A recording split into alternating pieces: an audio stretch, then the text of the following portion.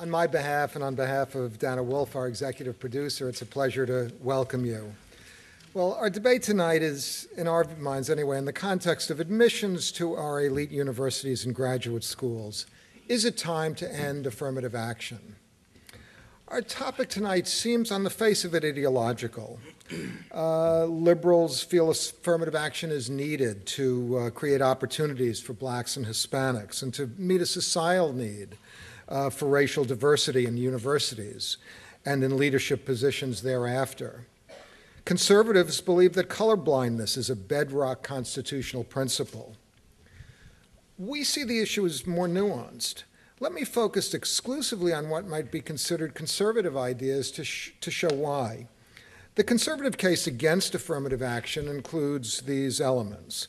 First, affirmative action is a euphemism for admitting blacks and Hispanics to selective universities despite wide gaps in SAT scores and grades. Discriminating on the basis of race is inherently unfair and offensive, particularly when it's done by governments. The beneficiaries of affirmative action are not the truly disadvantaged. They are mostly middle class. The legal framework around affirmative action offers no coherent rationale and no clear guidelines to acceptable conduct. So that's the conservative case. But there's a conservative case for affirmative action as well, and it's grounded in the ideas of free association, choice, and competition.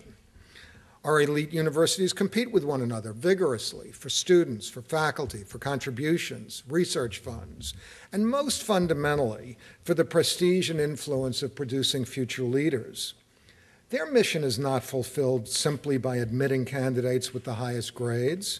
Instead, they routinely favor athletes, creative artists, students from poor families and unusual geographies, Black and Hispanic applicants, as well as children of generous alumni. They must recognize that overweighting these elements in their portfolio of admitted students underweights other elements, and most obviously Asian students with a predilection for the sciences. So either the portfolio of admitted students is optimal, or competition among universities will correct it. Politicians or courts or voters, for that matter, have little useful to contribute. So our debate tonight is it's time to end affirmative action. And that goes to the merits of the matter. But in listening to the facts and arguments marshaled by our panelists this evening, you might want to keep in mind the question, time for whom? I'm delighted to welcome back our moderator, Robert Siegel, the longtime National Public Radio host of All Things Considered. Robert, the evening is yours. Thank you. Thank you, Bob.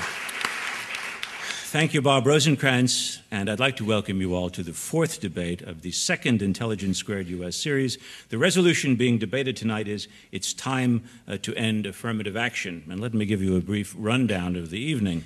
Members of each team will alternate in presenting their side of the argument. Presentations are limited to 8 minutes each. When opening arguments are complete, I'll open the floor to questions from the audience. After the question and answer session, each debater will make a final 2-minute summation. And finally, you will vote on tonight's motion. I'd like now to introduce the panel, and please hold your applause or any other reaction until after all 6 are introduced. First, arguing for the motion, senior fellow at the Manhattan Institute and columnist for the New York Sun, John McWhorter, the president of the Center for Individual Rights, Terence Pell, and actor, social commentator, and syndicated columnist Joseph Phillips.